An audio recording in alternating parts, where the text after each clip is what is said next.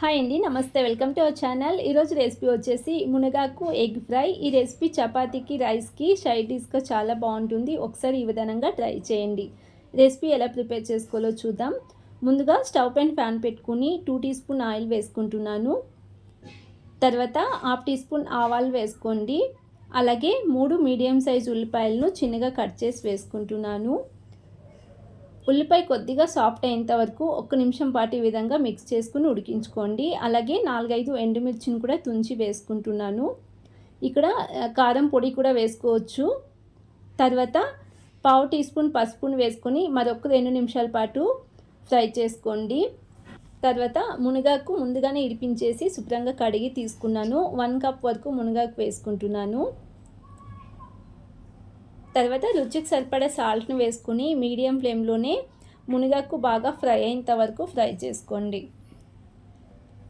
ఈ విధంగా మిక్స్ చేసుకుంటూ ఫ్రై చేసుకోవాలి. చూడండి, మునగాకు బాగా ఉడికింది ఇక్కడ. ఇప్పుడు ఇందులోనే 4-5 టీ స్పూన్ల కొబ్బరి తురుము వేసుకుంటున్నాను. మరొక 2 నిమిషాల పాటు ఫ్రై చేసుకోండి. ఇలా ఫ్రై అయిన తర్వాత ఇందులోనే 4 ఎగ్స్ వేసుకుంటున్నాను. ఎగ్ వేసుకుని మీడియం ఫ్లేమ్లోనే ఎగ్ బాగా ఫ్రై అయ్యేంత వరకు ఫ్రై చేసుకోండి.